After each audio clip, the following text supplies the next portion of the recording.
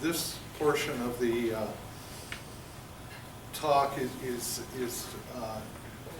certainly about energy management, certainly about, I call it energy benchmarking. You know, it's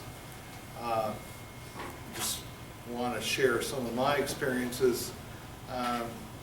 Back in the day, when you know, energy retrofits were a new thing, relatively new thing, we had to, you know, do some programs through NRCan, because that was the only source of money at the time, of real money, and it introduced us to the process of determining what the measures might be and how to validate those measures and to execute in order to get payment. So all these years later, so I'm going back a little ways, maybe, you know, 20 years. So hopefully that the process hasn't really changed a lot, other than I'm sure it's much more optimized than the tool set that we had to work with back then. Back then, it definitely, there was some room for improvement. So, so now that's why I'm looking forward to this talk. This is certainly all about the money, but it's also very much about the process. You got to follow a process in order to get the money. So it's a learning experience on both sides of the fence there, from a technical point of view and as well as a money acquisition point of view.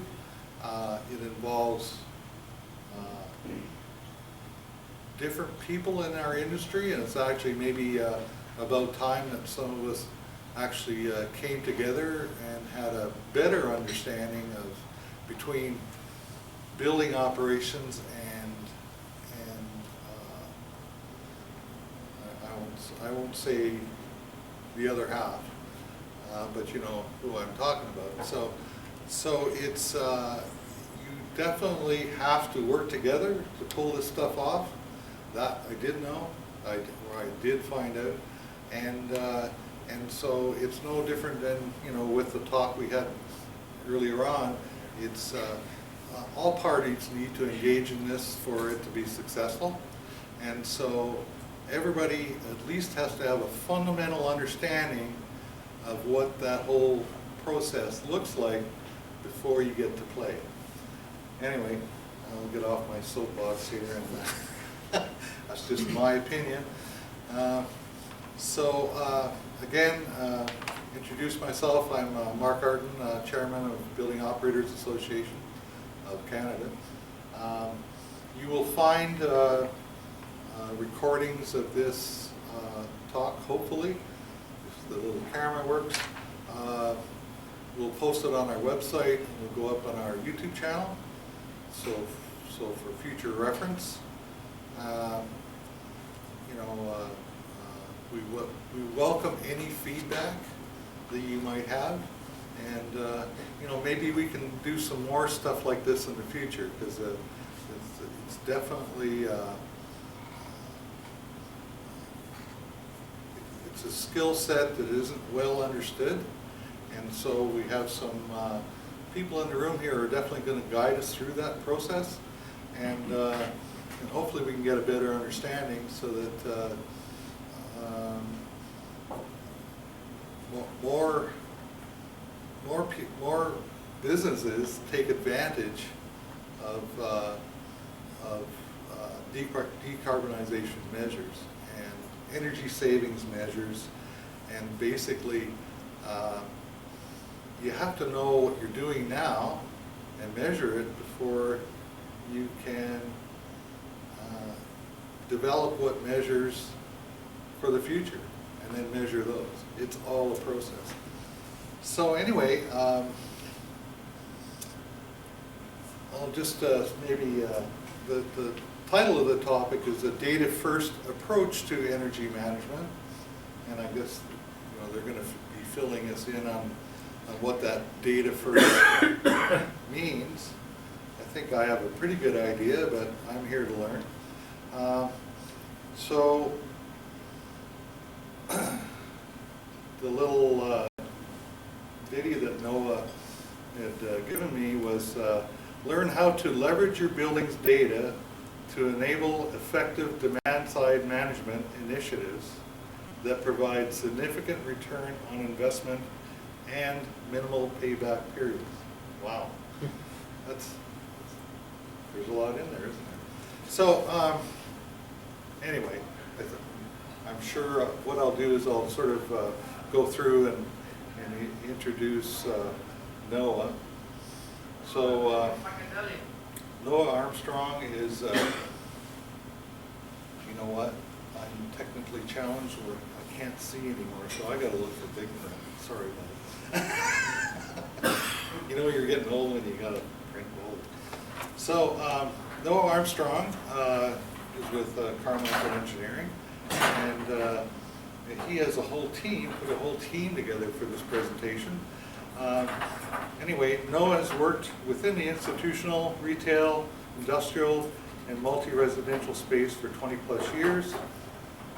He has worn many hats within these facilities, ranging from Red Seal HVAC mechanic, so one of our own, building automation system tech, again one of our own, sales, one of our own, energy analyst, I'm not sure what that is, and I'm assuming he's done lots of carbon reporting, which is still a mystery to some of them. Noah's passion for sustainability, technology, and environmental social governance have been key characteristics that drive optimization strategies within the building sector. And I guess the fun fact that Noah wanted all of us to know was Noah received his HVAC Red Seal certification here at SAIT. So here you go.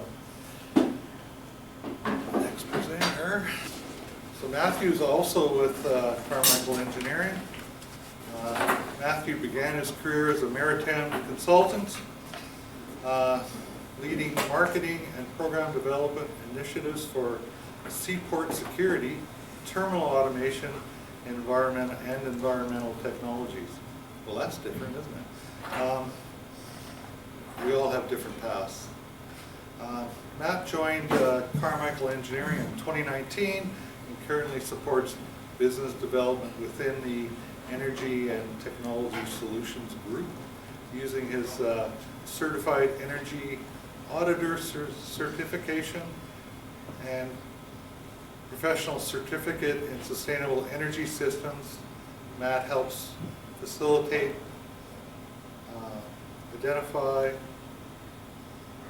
efficiency gains to drive optimization, energy reduction, and meet economic social governance goals.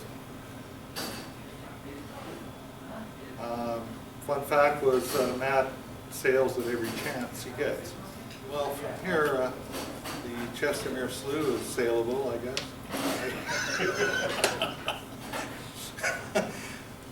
Anyway, the next speaker of this portion is going to be Luca Yunjin. Here you go. Next presenter is going to be Matthew Healy. And, Luke is with Emissions Reduction Alberta. Luke is a program manager at Emissions Reduction Alberta. He currently working on energy savings for business, energy efficiency deployment program. Holy smokes. That's a lot of words.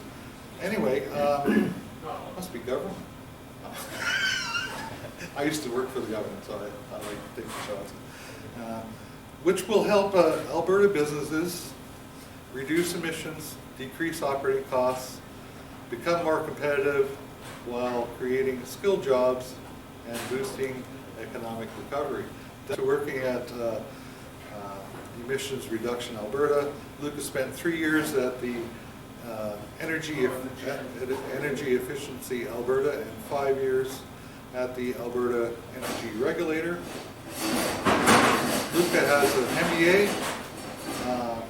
he's a project management professional, and has his certified energy management certification. So some talented people here. We're very privileged. Neil Bonello is, I guess the first sentence answers our question. So Neil is the customer support manager for Summerhill Enerva team for the Energy Savings for Business program. Neil has been with Summerhill for more than 5 years, various roles. Prior to working at ESB, he has worked on the residential portfolio of Energy Efficiency Alberta's programs, as well as on the City of Edmonton's programs. Neil has an MBA as well as Salesforce Certified Administrator credential. Anyway, I'll leave it to Neil to head this off because I know nothing more. Looking forward to the talk, and take it away.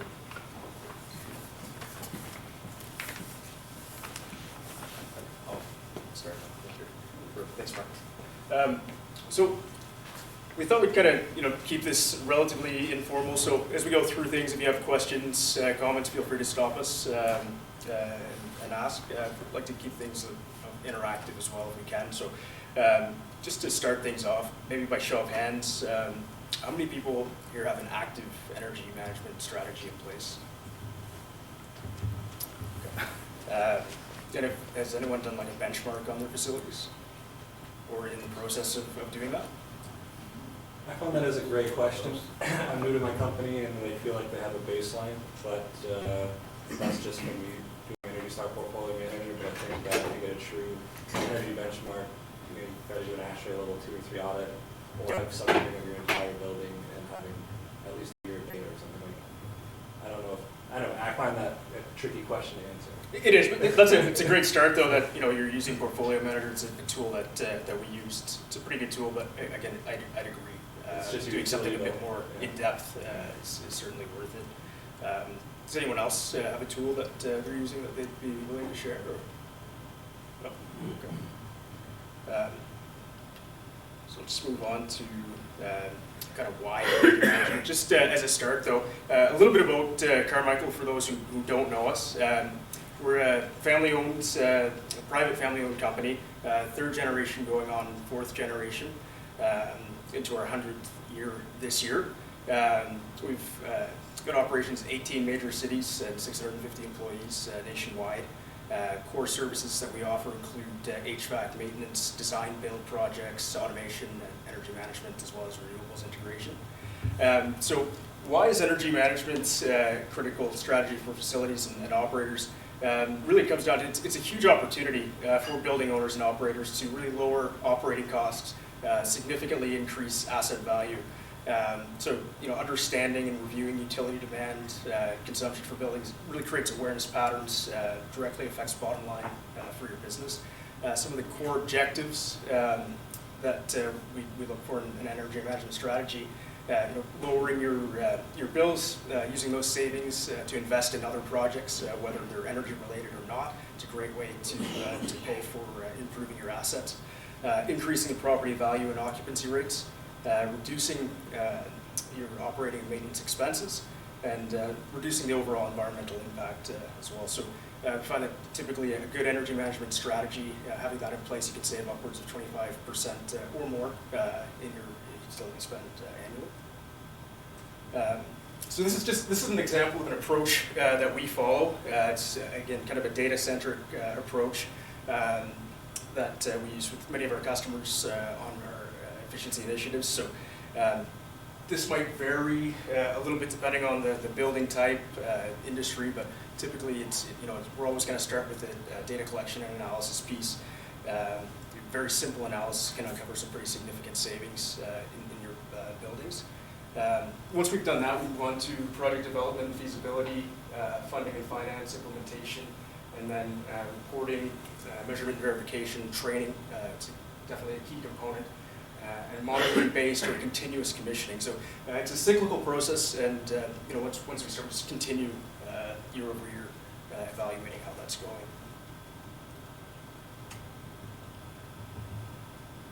So data collection and analysis. Primary objective here is, of course, to understand where you're currently at, quantify that opportunity for energy improvement in your building, and determine which measures we want to take, we should take that are most appropriate for your facility. That data can be collected in a couple different ways, either static or dynamic. So static being manual entry, typically the most common, unless you've got an automated way of getting that into a database. So typically what we'll do is we'll start with an energy baseline. We're going to go back as far as we can. Typically we find that that's right now from the utilities about 2019. Gives us a pretty good baseline. It's pre-COVID as well, so it's a great place to start. Or another year if we can't get those 2019 bills. We'll look at the building data, so general building data, square footage, operating schedules, equipment lists. So very basic to start. We'll then use that historical data to establish a baseline, better understand current impact that the systems are having on the building, and if it's operating to its design intent. I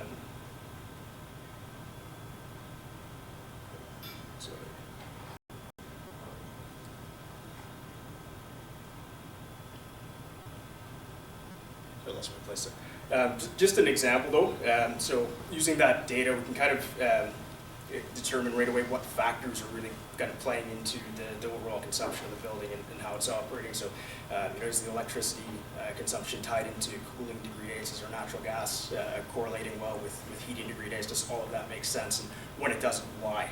What's causing that to deviate from what we'd expect it to be? So as I mentioned earlier, there's a number of different tools that we can use for energy benchmarking. Most popular tool really in Canada right now is Portfolio Manager. It's been developed by the EPA but modified for use in Canada by Enercan. It's a free tool. It's great. It's got a lot of advantages, but certainly there's lots of other tools out there as well. This is just an example of one of the reports that we do. It's a very simple initial benchmark analysis that we put together, highlighting the energy use intensity of the building.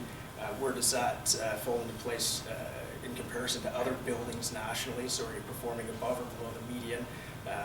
What measures should we be taking? Are we looking at retrofits? Are we looking at maintaining where we're at?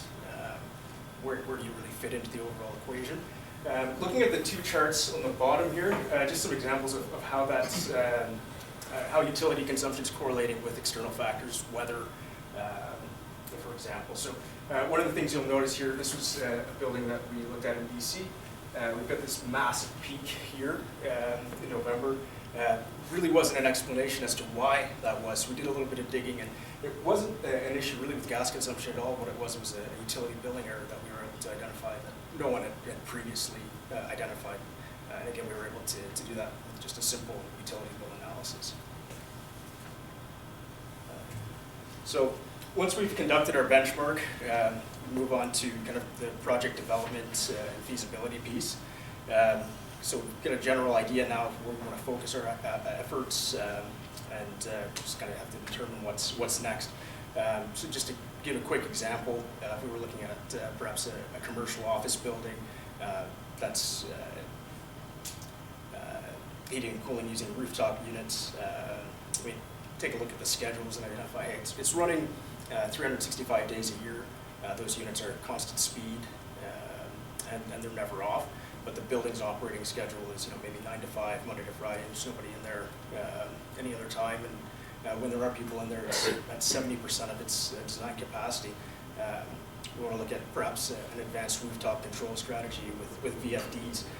So we then, again, start with our preliminary analysis, work with our projects team to identify equipment selection, build out the scope, and then from there look for funding and finance opportunities, which we'll get into next with Noah. Thanks, Matt. So project funding and finance, that's obviously a big component to the development of a project and where that's going to come from, and at what point does that have to be budgeted or forecasted. So in the previous slide we talked about the project development, feasibility, and in that stage we've identified the equipment, the strategies, the scope that is established in that phase, and now we can get into, okay, are there subsidies? Is that federal, provincial, municipal, or from utilities to provide that incentive, that grant for the project, or for some of the measures that we've identified in the project feasibility. Matt mentioned advanced rooftop control or ARC or VFDs. So we go out to the market and where can we obtain some of this funding from? And so with that focus of incentives and funding, we'll pass it over to Luca and Neil to walk through the energy savings for business, which was developed by Emissions Reduction Alberta. So, Luca? Yeah.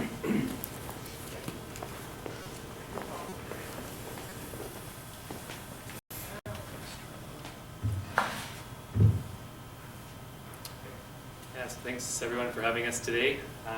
Maybe just out of curiosity to start things off, has anyone heard of the Energy Savings Services Program? I know we have one gentleman here in the crowd who's just submitted an application, but is there anyone else who's familiar with Energy Savings for Business, or maybe Emissions Reduction Alberta for that matter? A few wise people here. So yeah, we'll provide an overview of the Energy Savings for Business program, and I guess just to start us off, I know we're just joking a little bit about government and government funding, but Energy Savings for Business is under Emissions Reduction Alberta, which is actually a not-for-profit.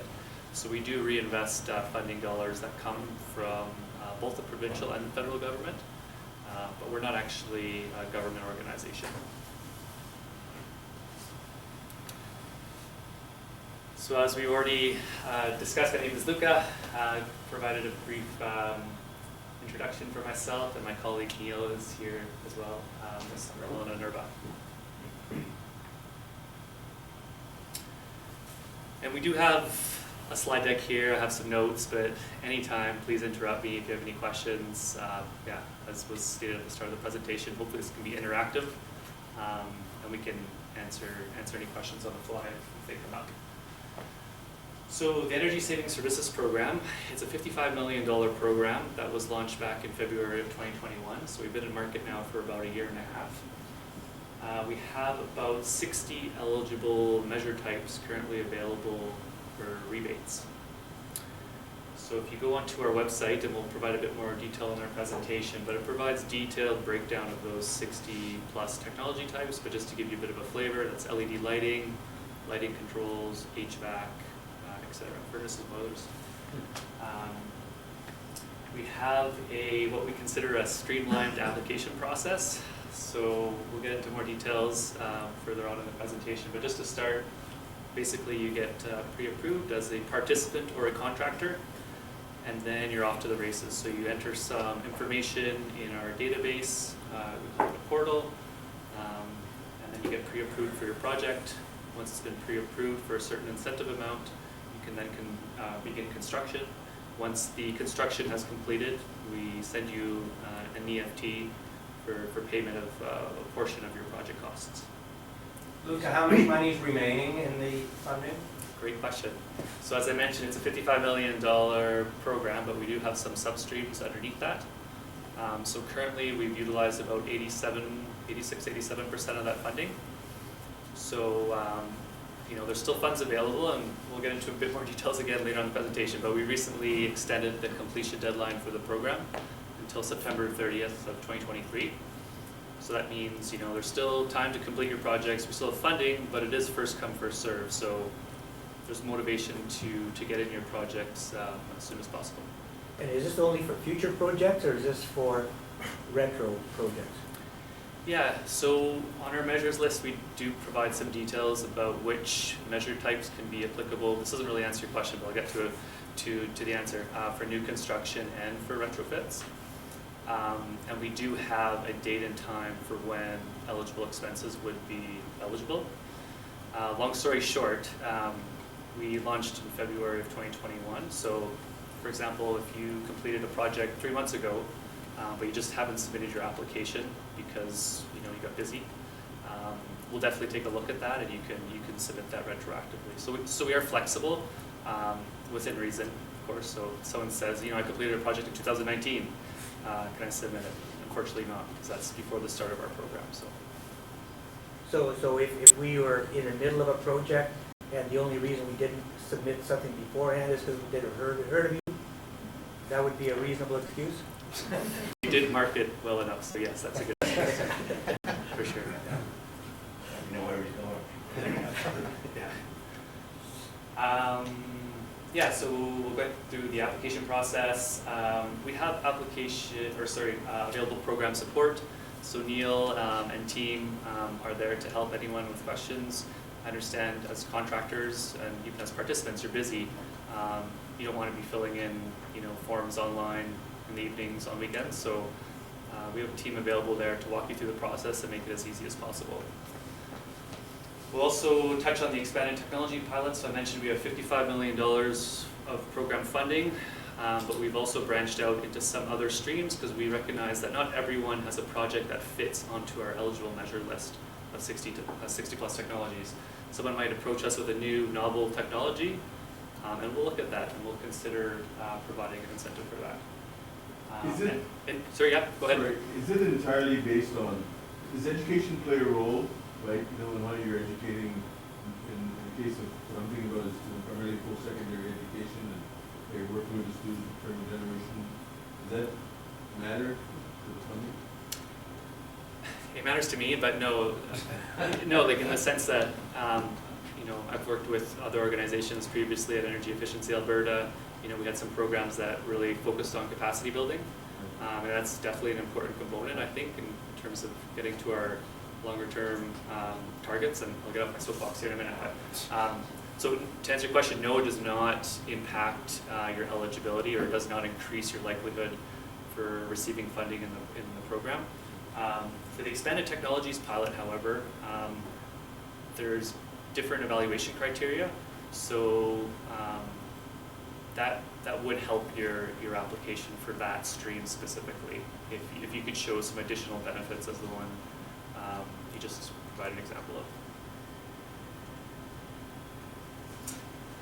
Yeah, and we'll have a Q&A period maybe when we finish the entire presentation, once you've had a chance to kind of digest what we're going through here. Got just kind of a Yeah. general question that, I don't know if you probably heard what we were kind of talking about earlier in the previous presentation, where, there's obviously going to be a lot of technical challenges to the future, Yeah. and what fuels we're going to be burning and what that whole thing looks like. Do you see, one of the ways to pay for that is through energy saving.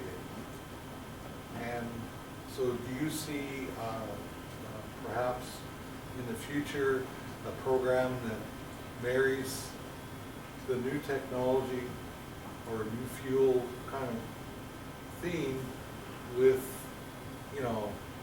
energy savings opportunities, because what we learned this morning, it's many different things that we need to do. It's a holistic We need approach. something that, some kind of umbrella to Yeah. operate under.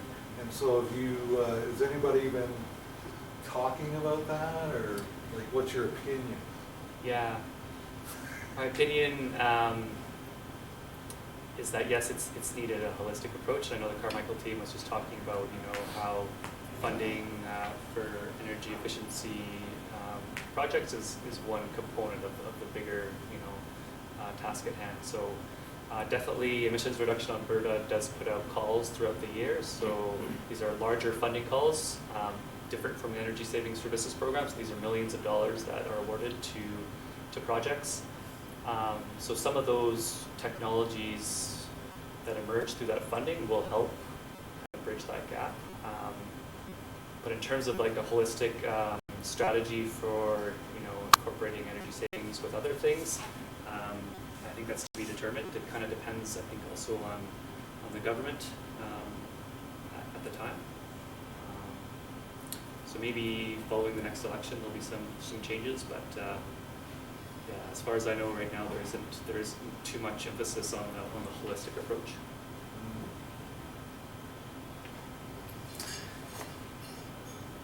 So for the Energy Saving Services Program, I know we're throwing out a lot of different names and acronyms, things like that, but we're focusing on the Energy Saving Services Program today. So the first step is to register with ESB. I think you saw on the opening slides, Carmichael is a approved contractor through the Energy Saving Services Program.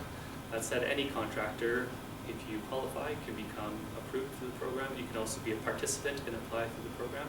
So it really depends on the complexity of your project, I guess. If you think you need the support of someone like Carmichael for, a bigger project you're doing, or maybe you're just a mom and pop shop and you want to do a smaller project, then you can potentially take that on yourself. So it really depends on your on how much time you have, I guess, and your how comfortable you are with filling in the detailed information. So you go into our portal, you fill in some information. You get approved. There's no cost, obviously. We just verify a few things and you're ready to go. The participant needs to initiate the application and then can give the contractor access. And the benefit of this is, as I mentioned before, you're busy. You don't want to be doing this as a participant in the evenings or on weekends. So the contractor can go in there when they have time and they can fill in information and really drive that application towards completion. Once you complete the application, the participant submits it, and then ERA provides a pre-approval notice. That basically says we've reserved funding for you to now complete this project. We will pay that incentive once you have submitted the post-project information. So this is something the participant needs to initiate for the post-project submission, but you can again give the contractor access, and you can even make it so that the contractor gets payment directly for any incentives that come through the project. Once we've reviewed that documentation that's been provided, we provide a final approval notice, and then at the end of the day, you get your incentive. And we target to get that within 6 weeks of final approval. In some cases, it can be a little bit faster than that.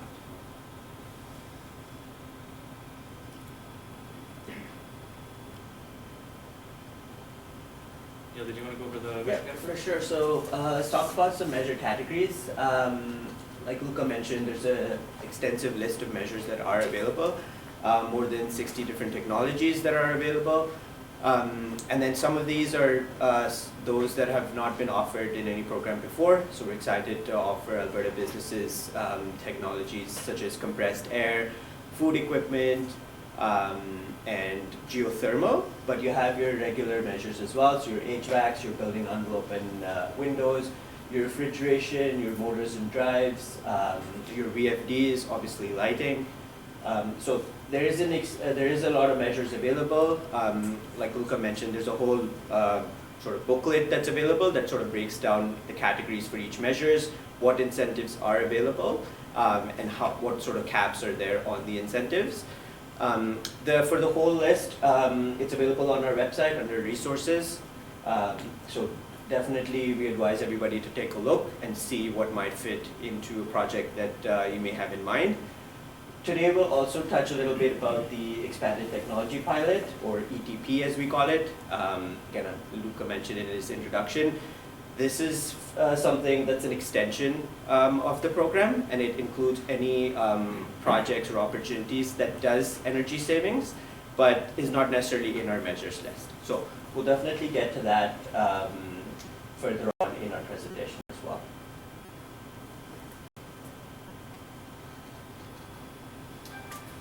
just have a quick case study on a project we recently completed in Edmonton. So this is the Bell Tower.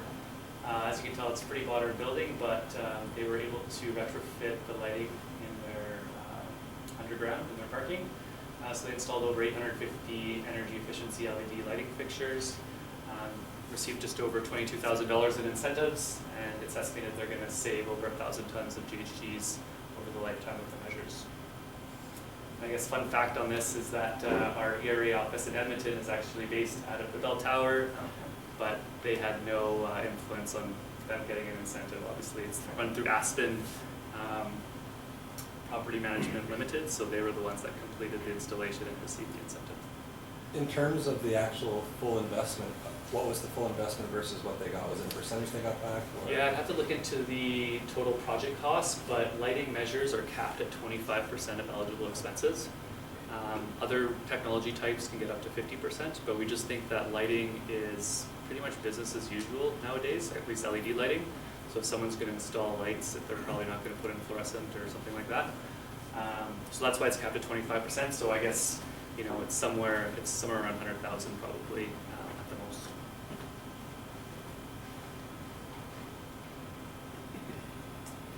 Okay, let's talk about some resources that are available. So I mentioned the measures list.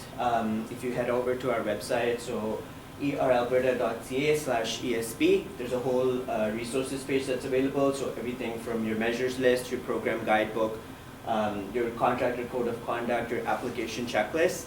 That's all that you can find there. Any past presentations that we've done, and we've done a few for participants and contractors, recordings of those are also available. So if you have a particular topic in mind that you feel you're interested in, all those recordings are also available there. There's a bunch of FAQs for participants and contractors, so it's a good place to start if you head to the website.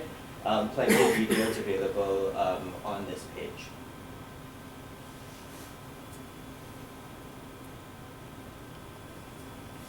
So we talked about our usual measures, and then we mentioned the expanded technology pilot. So we'll just give you a little bit more information about that. So again, like I mentioned, this is for those technologies that you're not seeing in our measures list, but you have sort of data and information behind it that it will save energy and it is cost effective. So as long as you have that rationale and that logic and that data behind it, we're happy to look at the technology, and there is funding still available for that as well. Do you have an example, Neil?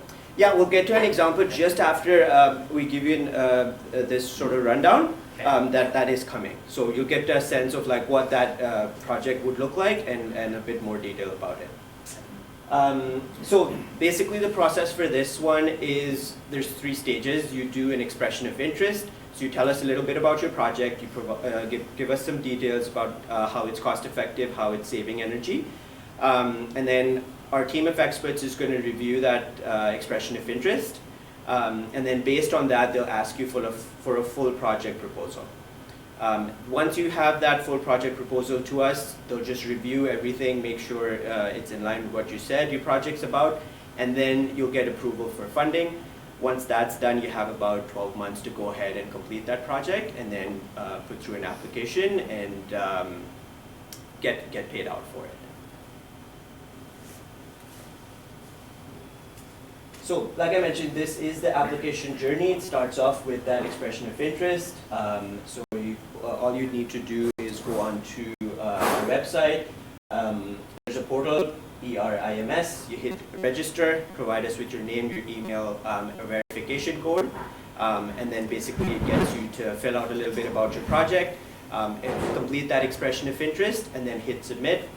Once you've done that, and the initial review is completed, we'll ask you for that full project proposal.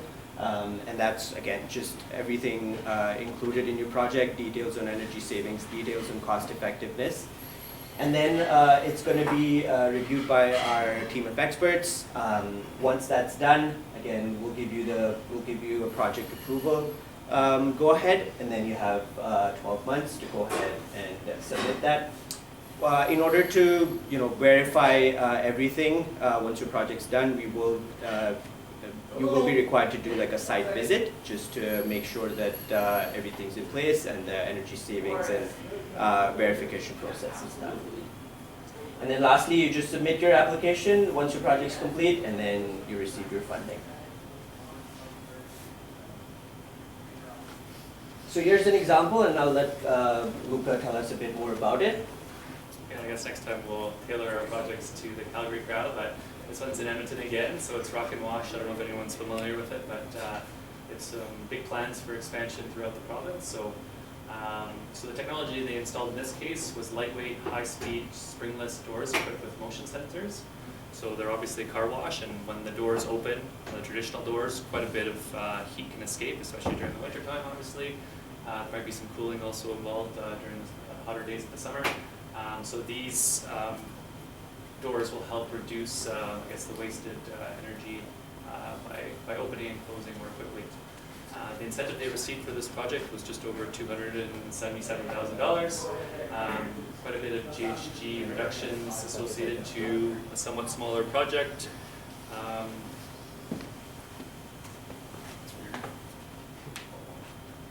And the estimated savings are just over $47,000 for that.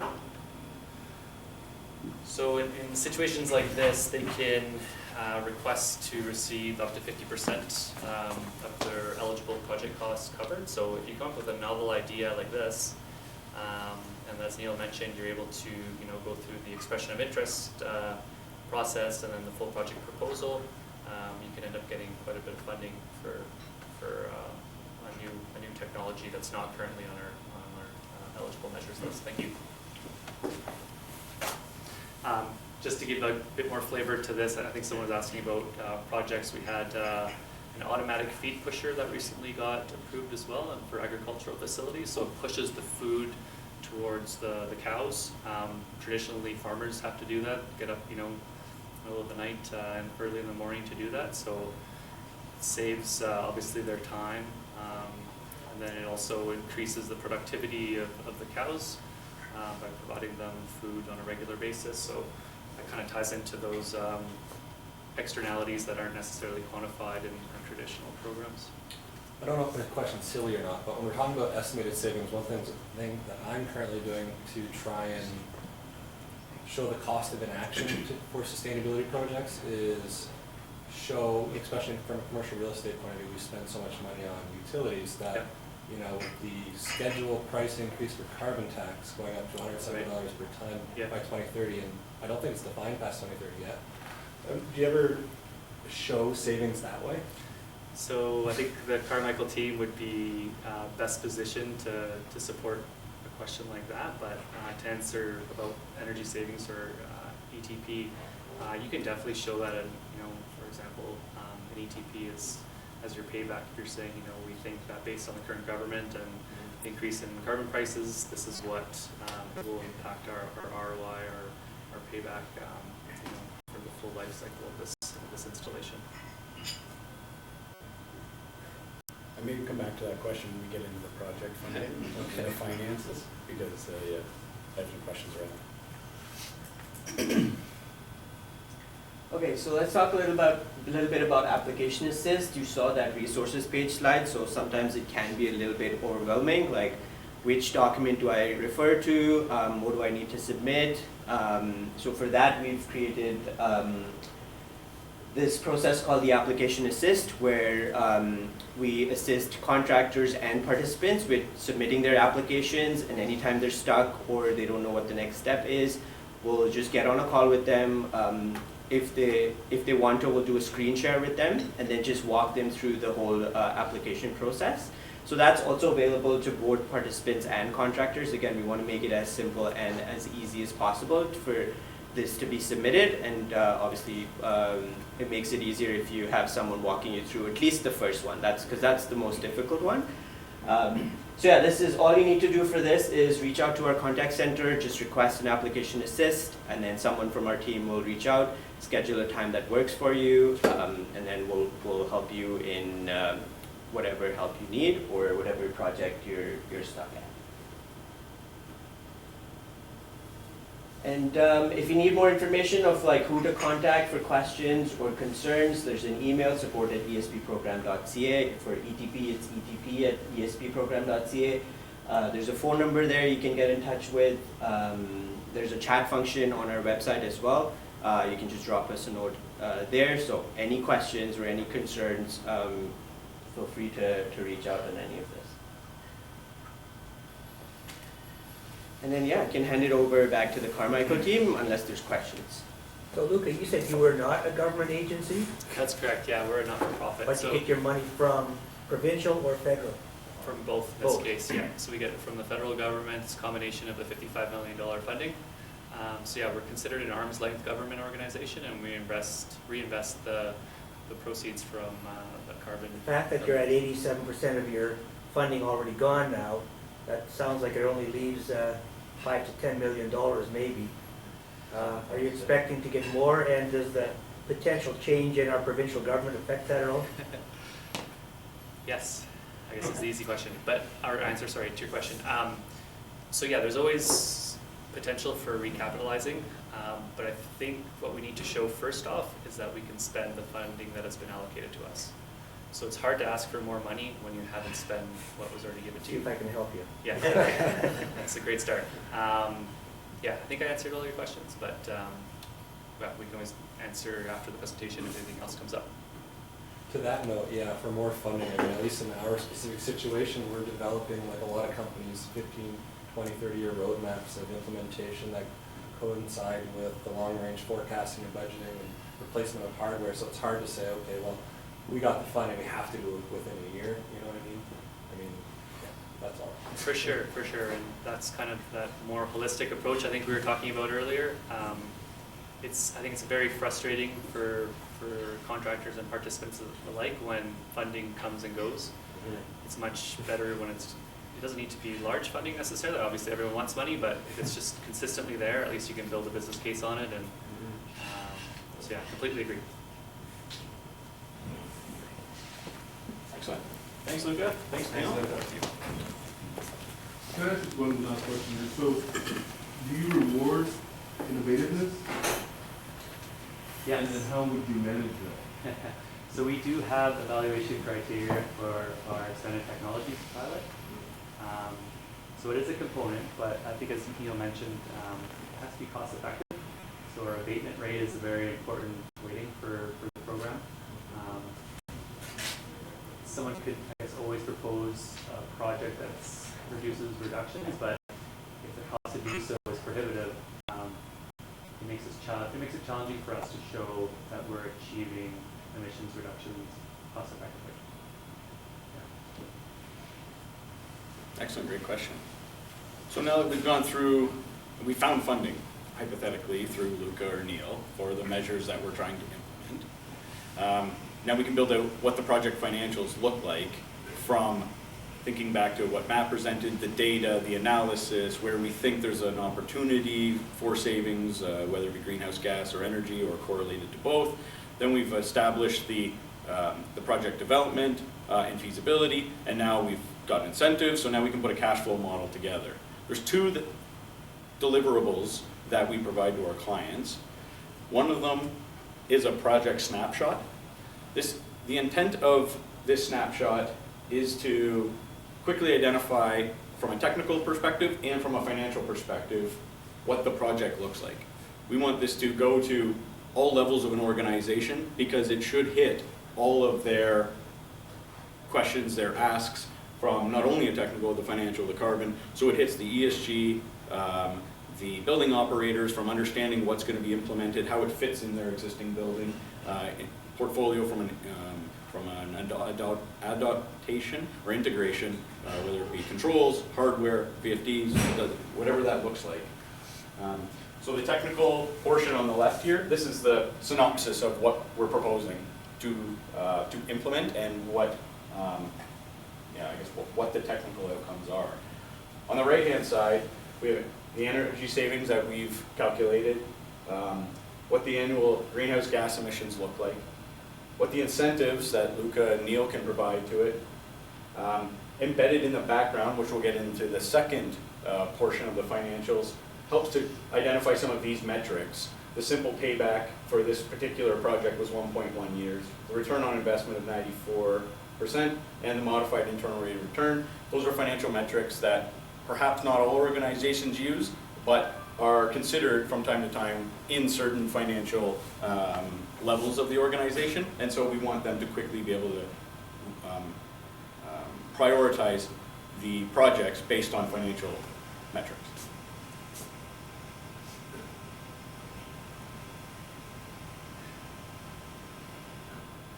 The second project deliverable that we include in the proposal, because now we're getting to that stage. We've validated, we've vetted, we've got funding. Now, what we're looking at is, this is a 10-year cash flow. So I guess I want to come back to your question, Sean, as to basically, if I understood correctly, you're saying that the cost of carbon in future has value and it's $170 per ton. So my question to you and the organization is, can you pull the funding from future up to present?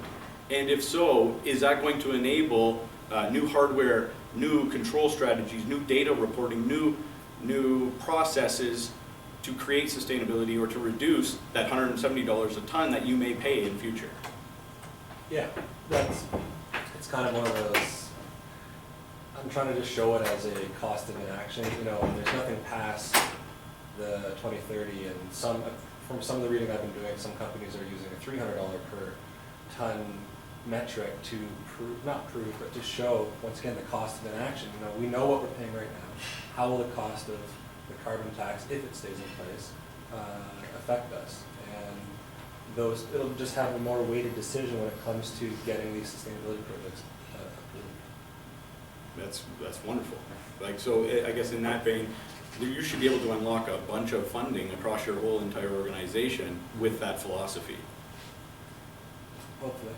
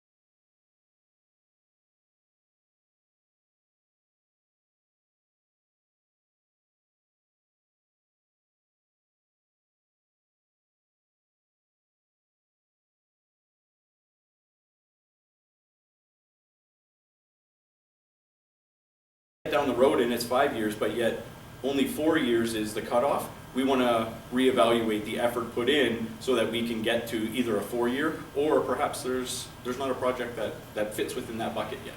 And that's okay too. Maybe there's other funding that we can go in, or bulk projects together to try to get to the financial metrics that actually get approved. So now that everything's been approved, now we're moving on to the implementation. This process, I don't know if we have to spend a whole lot of time with. Our philosophy is once it's sold, once we're mobilizing, then we have a project kickoff with all the stakeholders within the building, the teams, the subcontractors, everyone to understand any safety requirements or considerations. When are we going to do this project? What makes the most sense? We're going to take a boiler down in the middle of the winter? Probably not. And so once the project kickoff has been established and we all have a unanimous understanding of the direction and timelines, then we start decommissioning. Those decommissioning practices, where is the equipment that's being pulled out? How is that being discarded from a recycling standpoint that meets the environmental concerns of the organization or of what we're trying to put back into the environment? Is there an ulterior method that we can use to help take it away from landfill, or whatever that case may be. After that, we get into the installation. We meet manufacturer specifications, industry best practices, so that, well, after it's installed, then we can actually commission it, and this is the most critical step in this whole entire process from my perspective. If the startup, whether it's in a control system, a piece of HVAC equipment is not meeting the design intent or the specifications of the manufacturer, then we have to stop right there and go back and make sure that that it does meet that intent, or we're already starting at a deficit. Deficit being, yeah, it works, but does it work the way that the financials and the whole project was intended for it to work? And so from that point on, then we document this. This is very critical that we have all the information that we need to benchmark or to establish when it was installed, and we did meet the design intent and the expectations of that component, equipment, sequence, strategy, whatever you want to, whatever we're implementing. Then we now have a benchmark to go back at. In a year later, is it still performing the way that it has? Now, think back to the data collection. If we put on, and there is no automation, if we were able to put something on that piece of equipment, capture that data to meet those operating requirements of the manufacturer, then we can come back later, a year later, 2 years, put that same piece of data logging or equipment back on. Is it still operating that way that it did? If it's not, why? Where are we seeing the deviation? Now we can start understanding what's happening from the life cycle of the equipment